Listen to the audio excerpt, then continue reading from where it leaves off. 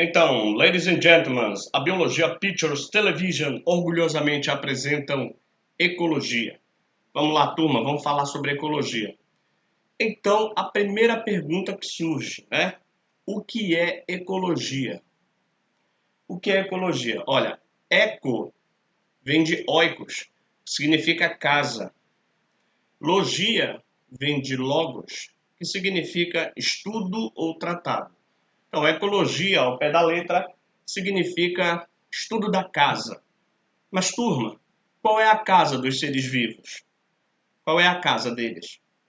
Alguém me responde? Yeah! O meio ambiente, o pessoal já está querendo falar, fazer uma aula bilíngue diz, que eu não estou dizendo.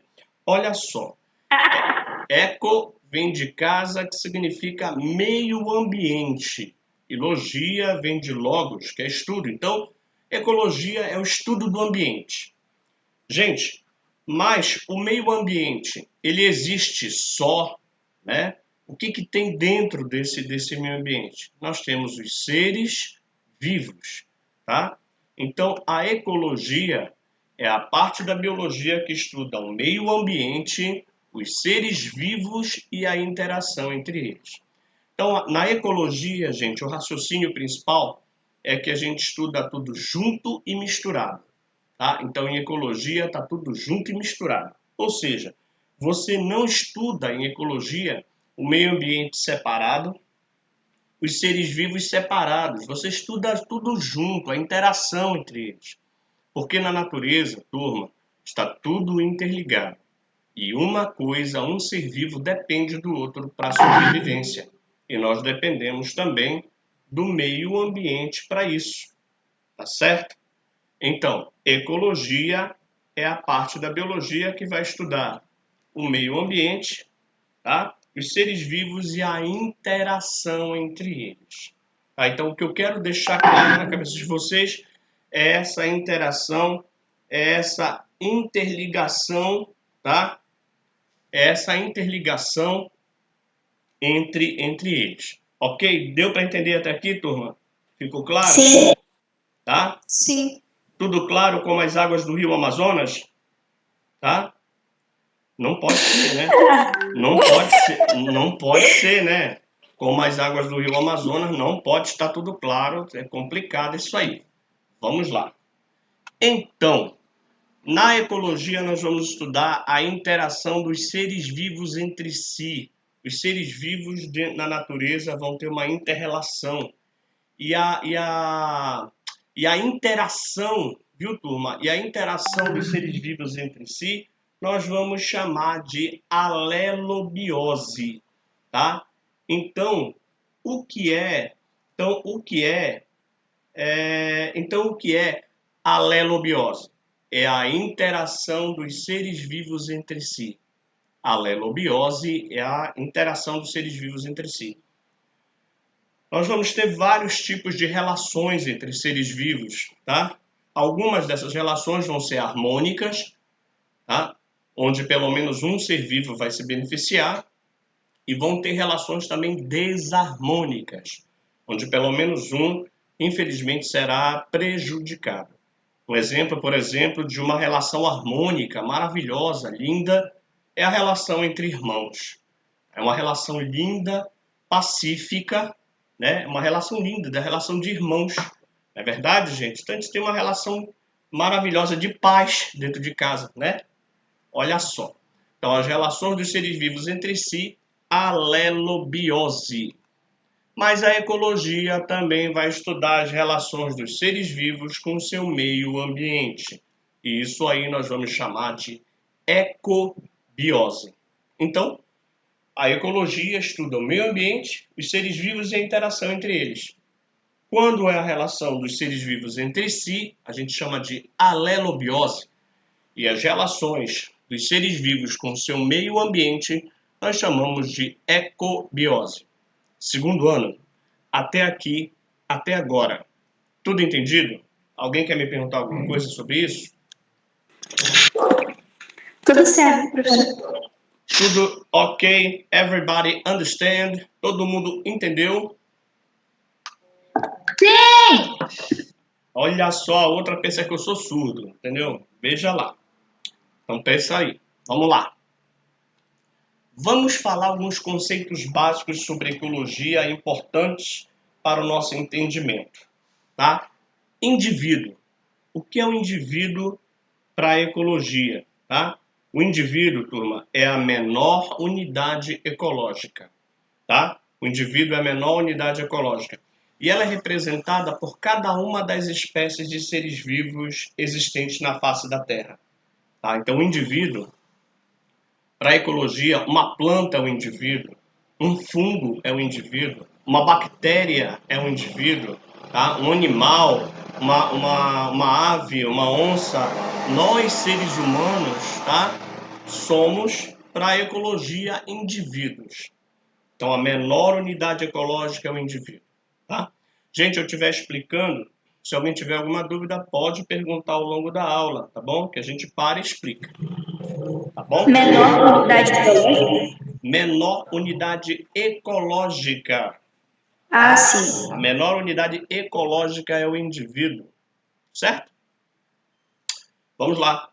População. O que é uma população?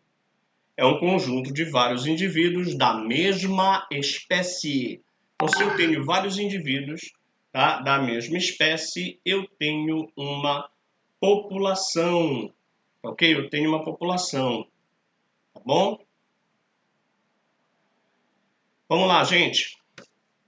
Então, se eu tenho um conjunto de vários indivíduos da mesma espécie, eu tenho uma população, como exemplo agora nessa sala virtual, tá? Então, aqui nessa sala virtual eu tenho uma população.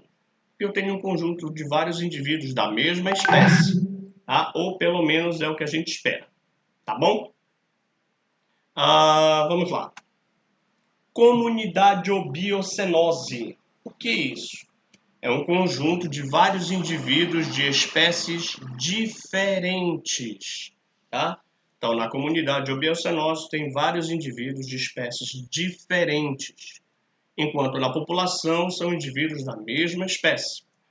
Podemos dizer também que a comunidade ou biocenose é um conjunto de indivíduos, é um conjunto de várias populações, tá? Tudo ok? Tudo entendido, gente? Ok, segundo ano? Sim. Bora lá. Habitat, tá? Por favor, é habitat e não habitat, tá? Um segundo Esse negócio de habitat, não. É habitat, tá? O que é o habitat?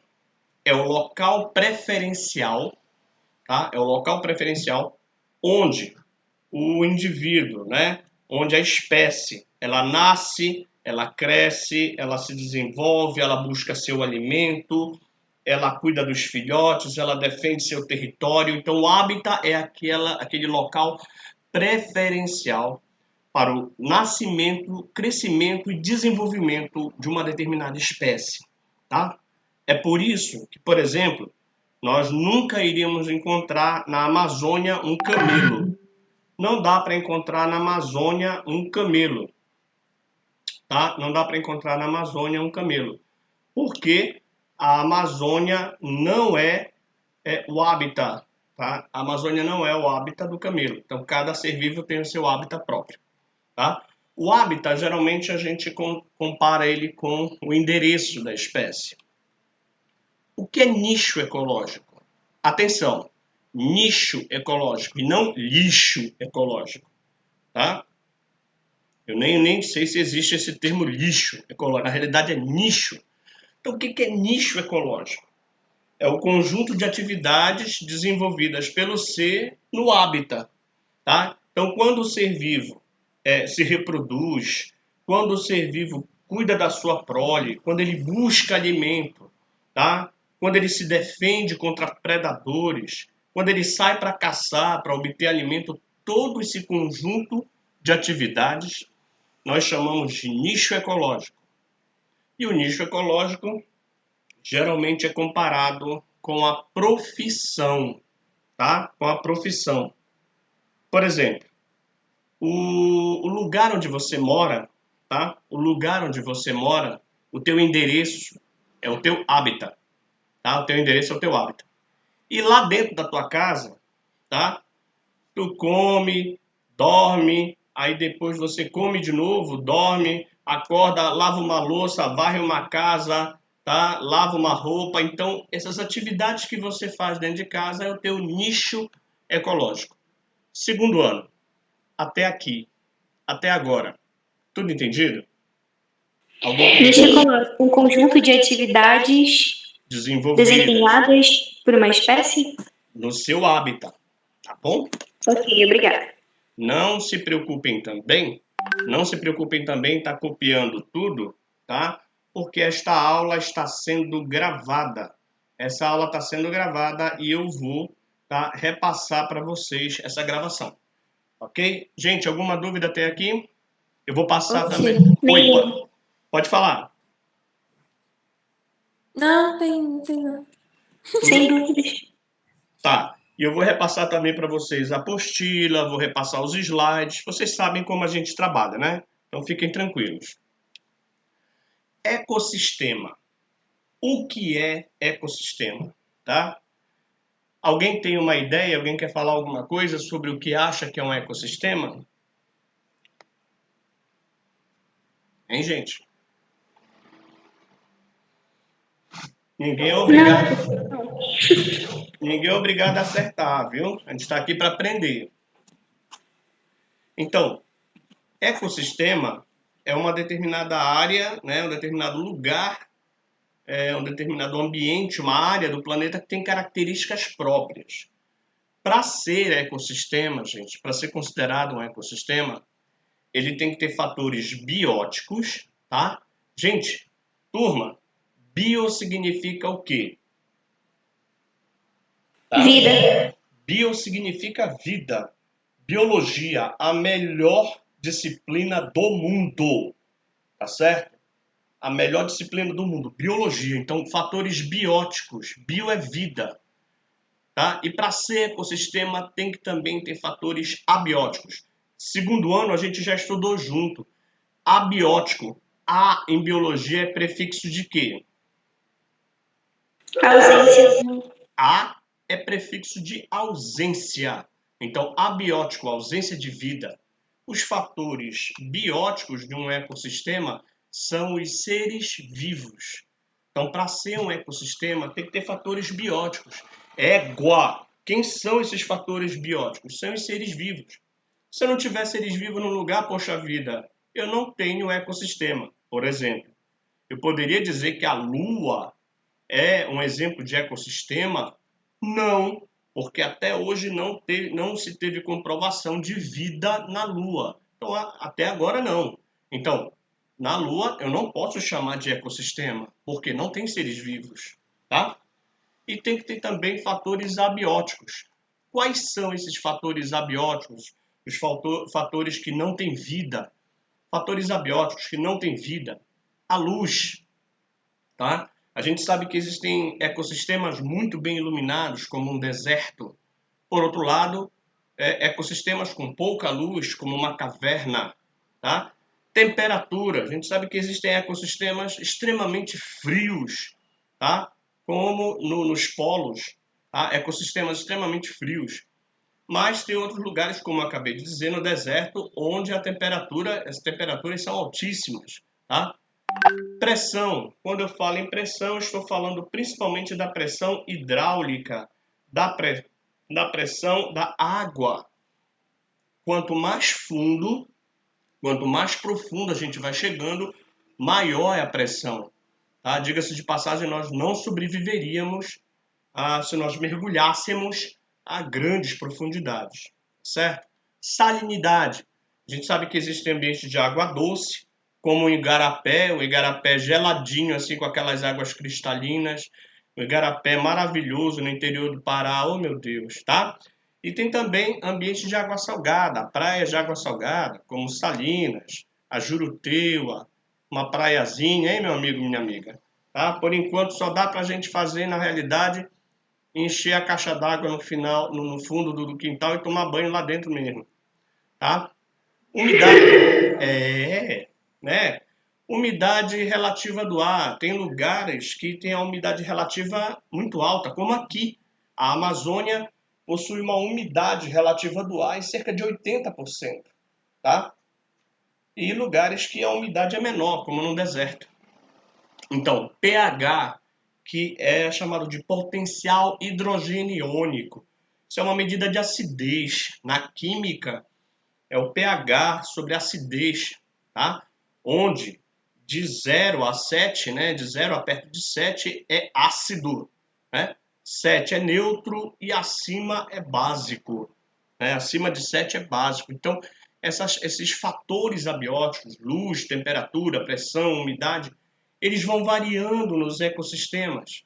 E o ser vivo só vai conseguir viver ali naquele ecossistema se ele conseguir se adaptar a essas condições ambientais, tá? Então, quando você vai visitar a casa de uma outra pessoa, não é aquela casa que tem que se adaptar ao teu jeito. É você que tem que se adaptar às regras da casa, certo? Então, ou você se adapta àquelas regras da casa ou complica a vida, tá? Então, se você... Eliminado. Paredão. Oi? Vai pro paredão. Aí vai pro paredão, não é verdade? Então, acho que o único lugar que tu mal e porcamente, o único lugar que tu mal e porcamente controla é o teu quarto. Isso, mais ou menos, né? É o lugar onde tu controla. Fora daí, as regras são as regras da casa. Não é verdade, gente? Né? Bora lá. Segundo ano até aqui, até agora, tudo entendido? Sim. Então, Sim. observe aí, turma, observe aí segundo ano. Aqui, olha, um exemplo de um ecossistema com fatores bióticos, né? Os seres vivos aqui, olha, tá? Os seres vivos aqui dentro também, os peixes, né?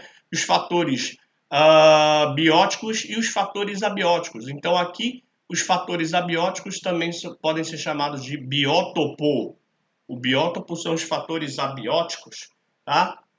Como a luminosidade, né, energia solar, a questão da temperatura, as rochas, a areia, tudo isso aqui são fatores abióticos. O vento, tá? As precipitações, tudo isso aqui são fatores abióticos. E aqui nós temos a comunidade ou biocenose, são os fatores bióticos, são os seres vivos.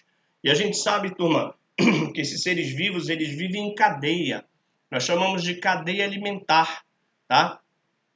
Onde alguns se alimentam de plantas e um ser vivo vai servindo de alimento para o outro. É uma cadeia alimentar, tá?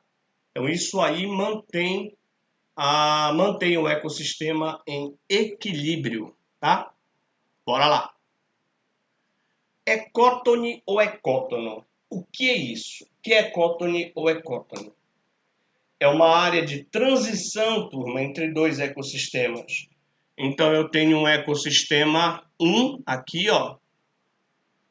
Eu tenho um outro ecossistema 2 aqui, ó.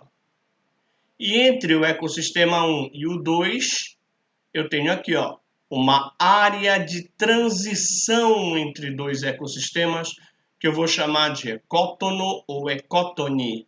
Então, o que é isso? Uma área de transição. Gente, esse ecossistema aqui, o ecótono, que é uma transição entre dois ecossistemas, nele, como é uma interseção matemática, nós vamos encontrar espécies de seres vivos que vivem no ecossistema 1 e aqui dentro nós também vamos encontrar seres que vivem no ecossistema 2. Então, aqui dentro vamos encontrar espécies comuns aos dois ecossistemas. E o mais curioso vem agora. Aqui nesse ambiente de ecótono, nós vamos encontrar espécies que só vivem aqui, que não são encontradas nem no ecossistema 1, nem no 2, só são encontradas aqui, nessa interseção. Na nossa região, segundo ano, nós temos um exemplo clássico, um exemplo claro, tá? Nós temos um exemplo claro de um ecossistema de transição, um ecótono. Alguém teria ideia para me dizer qual seria esse ecossistema de transição? Em segundo ano. Não tenho ideia. Mangue? Não sei. Exatamente o manguezal, tá? O manguezal é um ecossistema de transição. O manguezal, que é chamado popularmente com o nome de mangue, tá? Cientificamente nós não chamamos de mangue, chamamos de manguezal, tá? Mangue geralmente é utilizado para o nome da planta que vive lá, tá? O nome da planta. O ecossistema de transição é o manguezal. Ele é a transição entre água doce e água salgada. Então, entre água doce, que é um ecossistema, e água salgada, que é outro ecossistema, temos uma transição chamada de manguezal. Então, nela, os peixes, vários seres vão para lá, para o manguezal, para desovar. Então, o manguezal ele serve muito como um ambiente de um berçário, um verdadeiro berçário. Por isso que é tão importante preservar os manguezais, tá? E existe uma espécie de ser vivo que tu só vai encontrar no manguezal, tá? Que você só vai encontrar no manguezal. Alguém sabe me dizer qual é? Caranguejo. Aham! Tá bom? Só vai encontrar caranguejo no manguezal, é uma espécie exclusiva dali. Tu não vai encontrar caranguejo lá no meio da mata, tu não vai encontrar caranguejo lá no meio do oceano. Não vai encontrar, tu vai encontrar no manguezal, certo? Tem um outro exemplo existem vários, mas existe um outro exemplo interessante para a nossa região, de um ecossistema de transição entre a floresta amazônica e a caatinga do Nordeste. Entre a floresta amazônica e a caatinga existe um ecossistema de transição entre eles. Alguém sabe me dizer qual é? A gente estuda em geografia. Não sei, professor. É a Mata dos Cocais, viu, turma? A Mata dos Cocais, ela vai ali do Maranhão, tá? E se estende até perto do Nordeste, onde nós começamos a observar já a Caatinga, tá? Então, a Mata dos Cocais também é um ecótono. Segundo ano, até aqui, até agora, tudo entendido? Sim, tudo entendido. Alguém quer me perguntar alguma coisa, gente, viu? Pode perguntar, tá bom? Vamos lá. Biosfera. E agora, tá? O que é biosfera?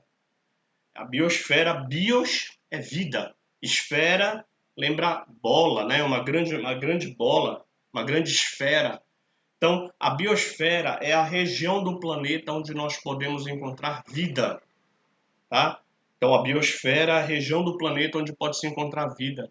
E também podemos dizer que a biosfera é o conjunto de todos os ecossistemas que existem na face da Terra. Biosfera é o conjunto de todos os ecossistemas, tá? E aí, essa biosfera, ela se subdivide em 3 regiões. A biosfera é dividida em 3 regiões. O epinociclo, o talassociclo e o liminociclo, tá? O que é o epinociclo? São todos os ecossistemas terrestres.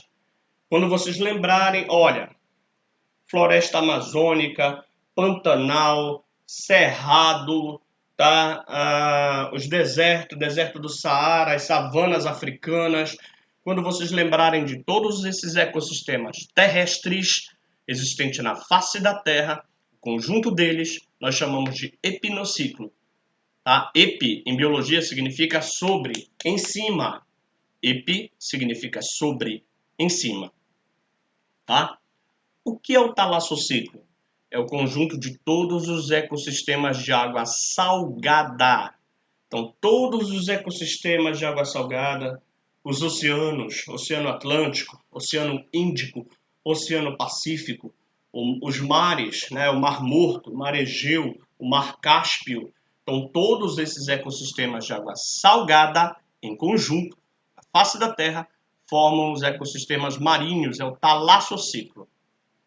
Se eu falei de água salgada, é porque o liminociclo é o conjunto dos ecossistemas de água doce, tá? São os ecossistemas dulcícolas, tá? Como assim dulcícola?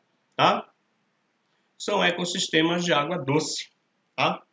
E aí, nesses ecossistemas de água doce, nós temos os rios, igarapés, lagos, lagoas, são os ecossistemas de água doce.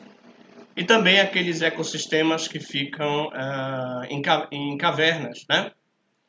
E esse ecossistema de água doce, ele se subdivide em águas lóticas e águas lênticas. Qual é a diferença entre elas? As águas lóticas, as águas lóticas são aquelas que têm correnteza. As águas lóticas são aquelas que têm correnteza, como um rio, um igarapé. E as águas lênticas, segundo o ano, elas são muito lênticas, tá? Elas não têm correnteza, são águas lênticas, é o lago, lagoa. Então vai aí a dica, fica a dica. Água lótica tem correnteza. Água lêntica, ela é o que, segundo ano? Lêntica. Ou seja, ela não tem correnteza. É um lago, uma lagoa, tá bom? Alguém quer me perguntar alguma coisa sobre o que eu falei? Em segundo ano. Não, professor. Fique à vontade para perguntar, tá, gente? Eu falei que para ser ecossistema tem que ter fatores bióticos e fatores abióticos. Segundo ano, alguém aí na sala pode me lembrar o que são os fatores, tá? O que são os fatores, o que são os fatores bióticos? Quem são os fatores bióticos? Os seres vivos. Então, muito bom. Então, num ecossistema, os fatores bióticos são os seres vivos, tá? E os seres vivos, dentro de um ecossistema, eles vão se agrupar em 3 grupos, tá? Dentro de um ecossistema, tu tem 3 grupos de seres vivos. Primeiro, são os produtores. Se eles são produtores, é porque o que? Segundo ano, eles produzem. Próxima pergunta. Produzem o quê? Produzem glicose. Glicose é energia química, tá? Glicose, C6H12O6, a molécula da glicose, tá? Glicose é energia química. Gente, sem energia um ecossistema não funciona. Tem que ter alguém para produzir essa energia química. São os seres produtores, tá? Esses seres produtores, eles podem ser fotossintetizantes ou eles podem ser o que, galera? Quimiosintetizantes. Os fotossintetizantes são aqueles que utilizam a luz, porque foto, em biologia, foto significa luz. Sintetizar, né? Fabricar na presença da luz. Quem realiza a fotossíntese, os seres fotossintetizantes, são principalmente os vegetais, mas não vamos esquecer também das algas, tá? Das algas unicelulares, das algas pluricelulares, que realizam a fotossíntese e produzem a glicose na presença da luz. E a quimiossíntese? Os seres quimiosintetizantes são principalmente bactérias e algumas algas cianofícias, algumas delas que realizam quimiossíntese e que fabricam glicose através de reações químicas. Tá? A quimiossíntese ela não precisa da luz para ocorrer. Tem gente que diz assim, que a fotossíntese ocorre na luz e que a quimiossíntese ocorre no escuro. Está errado. Está errado pensar assim. A fotossíntese, beleza, para que ela ocorra, precisa verdadeiramente de luz. Já a quimiossíntese, ela pode ocorrer tanto na presença quanto na ausência de luz. Tá? Então, esse é o pensamento correto. A quimiossíntese, ela não precisa obrigatoriamente de luz. Mas, nos 2 processos, os seres produtores produzem glicose, C6H12O6, glicose. Se tem alguém para produzir, segundo ano, é porque tem alguém para consumir, tá? Tem alguém para consumir, tá? Os seres consumidores, eles são o início de tudo, os seres consumidores, o início deles são os herbívoros. O que são seres herbívoros? São seres que se alimentam exclusivamente de plantas. Os herbívoros são chamados de consumidores primários. Consumidores primários. Por que consumidores primários? Porque são eles que têm acesso diretamente à glicose pelos produtores, os herbívoros, consumidores primários. Depois vem os carnívoros. O que é o carnívoro? É aquele que come carne? Tá errado. Professor, mas carnívoro não é aquele que come carne? Não, tá errado. Carnívoro é um ser que se alimenta de um animal, tá? Por exemplo, existem plantas carnívoras. Mas as plantas carnívoras se alimentam de carne? Não, elas se alimentam de insetos. Então, carnívoro não é aquele que come carne, é aquele que se alimenta de um animal. Então, os carnívoros, que são consumidores secundários, vão se alimentar dos herbívoros. O carnívoro se alimenta do herbívoro, ele passa a ser um consumidor secundário. Mas a gente sabe que existe uma cadeia alimentar onde vários seres vivos, um vai servir de alimento para o outro. Existe a presa e o predador. Existe a presa, né, que vai ser caçada, e existe o predador, que vai caçá-la para se alimentar. E existem os seres onívoros. Ah, Luciano, esse ser onívoro sou eu. Sou eu, Luciano, eu gosto muito. Principalmente no pão de manhã cedo, eu sou onívoro. Tá? No pão de manhã cedo, olha, não tem nada a ver isso aí. Onívoro não é aquele que come ovo. Tá? Onívoro são seres que se alimentam tanto de vegetais quanto de animais. Os seres que se alimentam tanto de vegetais como animais são onívoros, como nós somos onívoros. Tá bom? Diga-se de passagem, turma, uma pessoa que se alimentasse apenas de ovos, existem animais que se alimentam de ovos dos outros, eles são classificados na realidade como o quê? O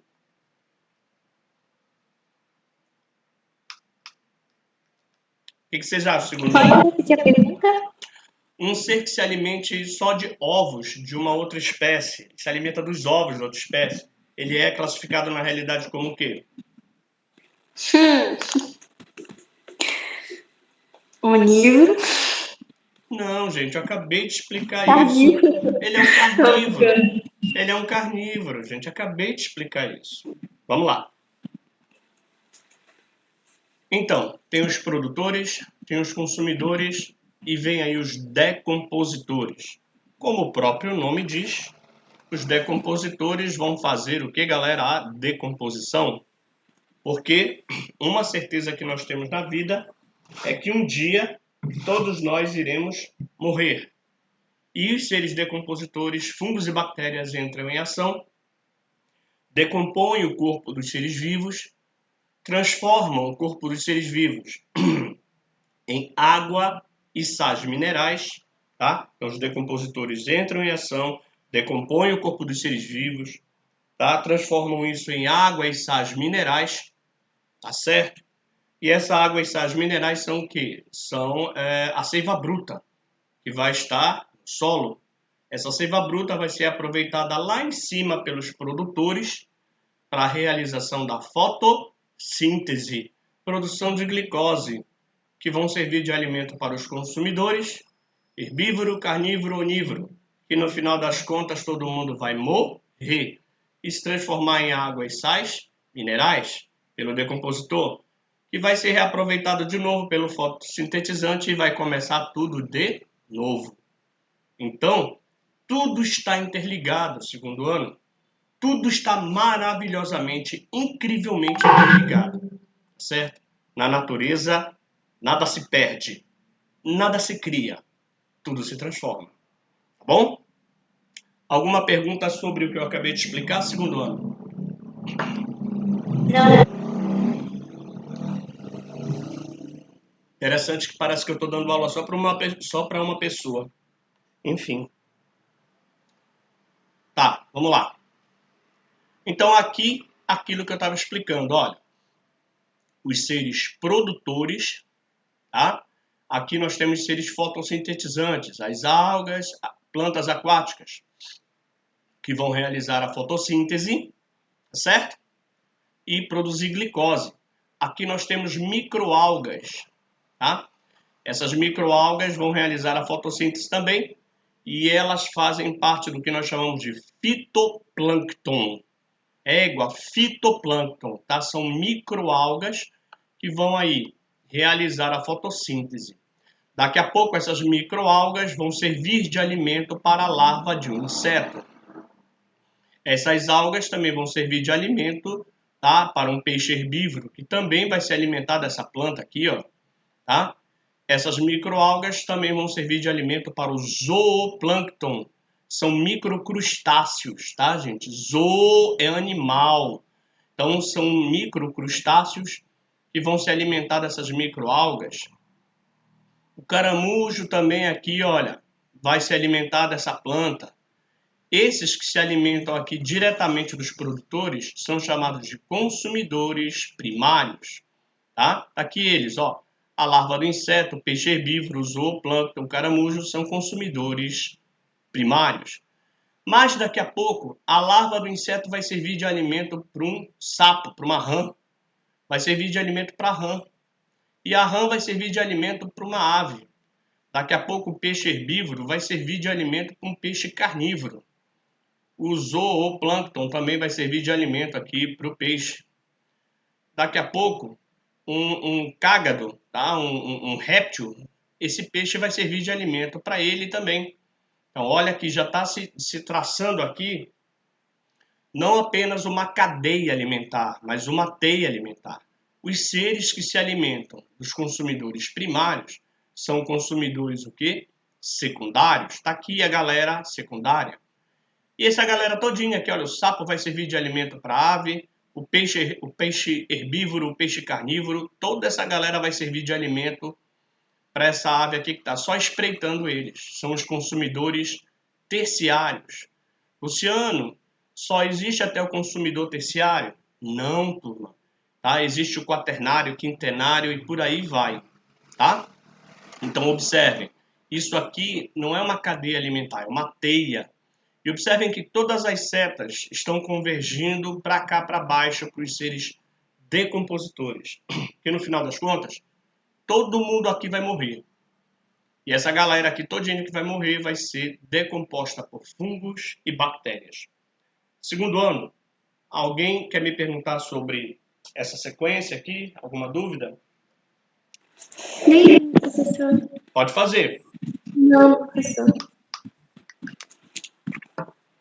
Tudo entendido até aqui, segundo ano? Sim, professor. Sim. Muito bom, obrigado pelo retorno, tá? Pelo menos isso não se torna um monólogo, e sim um diálogo. Bora lá. E os fatores abióticos, tá? Existem fatores bióticos, mas existem fatores abióticos, tá? Os fatores abióticos são os fatores que não têm vida, né? Os fatores ambientais, tá? Temperatura. E para isso nós sabemos que existem alguns locais que têm altas temperaturas, como o deserto, e baixas temperaturas, como nos polos. Os seres se adaptam nessas regiões, onde temos seres homeotermos, que permanecem com a temperatura do corpo equilibrada, a temperatura do corpo equilibrada, basicamente. E existem seres heterotermos, também chamados de pecilotermos, como répteis, tá? Então, peixes, anfíbios. Peixes, anfíbios e répteis são heterotermos ou pecilotérmicos. A temperatura do corpo deles varia com o ambiente. Já aves e mamíferos são homeotermos. Tá? Pressão. Quando eu me refiro à pressão, eu estou falando da pressão hidráulica. Os seres euribáricos, eles suportam grandes variações de pressão. Esses seres euribáricos são aqueles que vivem em regiões muito profundas, chamadas regiões abissais. regiões com uma profundidade de mar de 3.000 metros de profundidade. São 3 quilômetros profundo. Os estenobáricos são seres que não suportam essas grandes variações, como nós, e muitos peixes, tá? Salinidade. A gente sabe que existem ambientes de água salgada e ambientes de água doce. Se você pegar um peixe de água doce, e jogar ele numa praia de água salgada, você vai matar o animal, tá? Você vai matar o animal, porque ele não está adaptado a viver em ambientes com muita salinidade.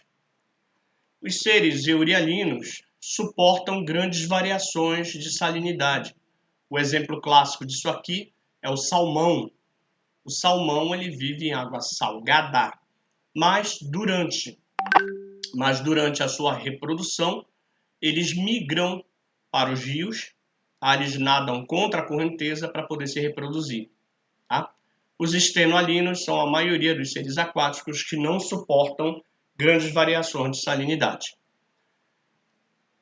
Quando eu era moleque, que eu ia tomar banho lá em Mosqueiro, na praia de Mosqueiro eu ficava preocupado que fosse aparecer um tubarão. Mais tarde eu fui entender que a praia de Mosqueiro é uma praia de água doce, uma das únicas praias de água doce que nós conhecemos, tá? E que não seria possível um peixe, como um tubarão, peixe de água salgada, aparecer em água doce, tá? Ok, gente, tá entendido?